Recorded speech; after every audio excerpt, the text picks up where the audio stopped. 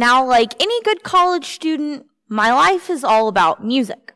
Specifically in 2018, when Logic introduced the song 1-800, it shocked the airwaves as well as the education system, because it was a song about suicide. But not just a song about suicide, it was a song about calling the suicide hotline and finding a reason to live. Now, I consider myself an educated person, but it still shocked me when I heard this song, specifically because it was incredibly authentic and incredibly real. But it also was incredibly personal. By the time I was 12, I realized that my head didn't work the way everyone else's did. I was sad more often than my peers were, but luckily, my family and my friends were there to give me the help that I needed.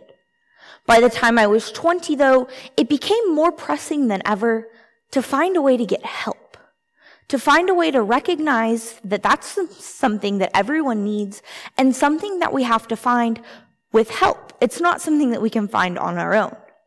Because what I ended up recognizing is that some of the coolest lessons that I've learned have been in the classroom.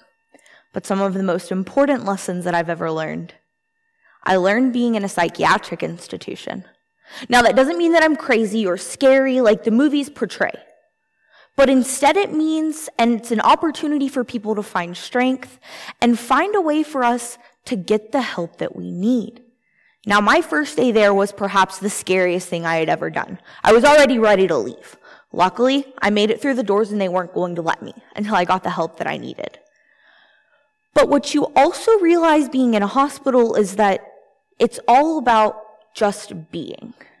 You find a way to get up every day, you find a way to make it, and you find a way to survive. But while I was there, I was determined to not talk to anybody about my problems except my treatment staff, because who really wants to hear about my problems? I'm just a college student that's there because, well, I needed to be there. That was all I was worried about people knowing. But then I realized that it became more important than that. See, it is a lot like the movies. There's the nurse's station that controls literally everything you do, and then there's the day room. It's a glass room, looks a lot like a fish tank when you're inside it, that is just full of everyone that's there. Full of everyone talking, coloring, sometimes watching TV, sometimes really bad TV, but still TV nonetheless, just to be distracted. But it was also a lot more than that. It was about people sharing their stories and finding a way to cope.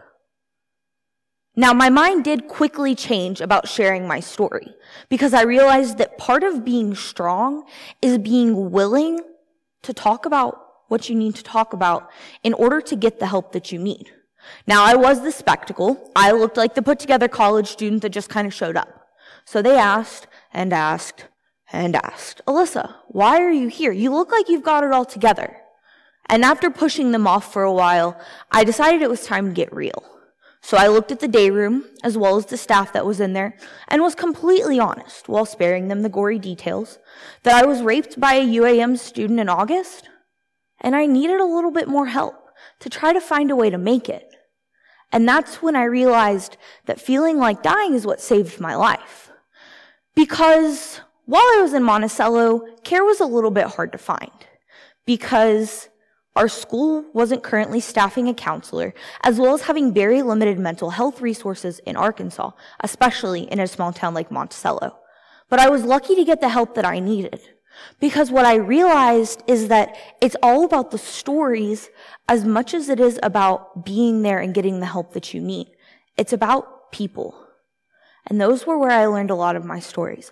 I learned of the frequent flyer, the woman who had been in and out of the hospital since around 2001.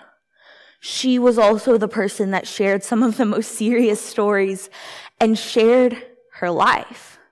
Now, she did get a little detailed when she talked about setting her husband on fire. Yes, I do mean literal fire. But also, she was the one that was there giving everyone an opportunity to smile. I learned of the girl a year my junior that was one of the best artists I've ever seen in my life. But she was also the girl that sat on the phone every night promising her mother that this was the way that she didn't have to bury her child, that this was the help that she needed. I also met a mother that was a real mother as well as my hospital mom. She gave the best hugs that I've ever had in my life. Or maybe I was just really sad in the hospital and wanted a hug.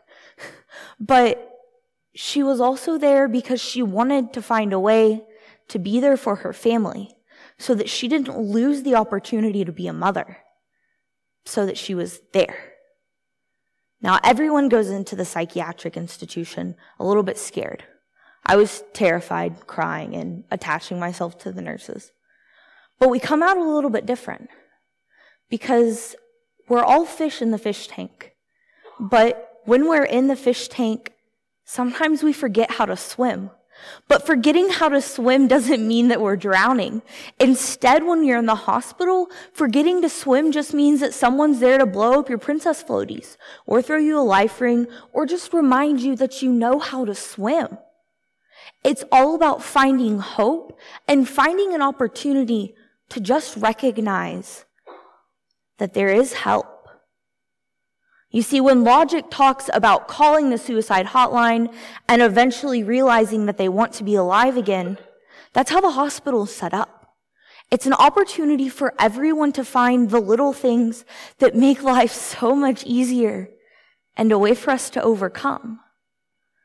I thought I was going to forget how to swim, but I had friends, family, and a psychiatric institution to teach me that just because you forget how to swim for a second doesn't mean that you forget how to swim forever. Thank you.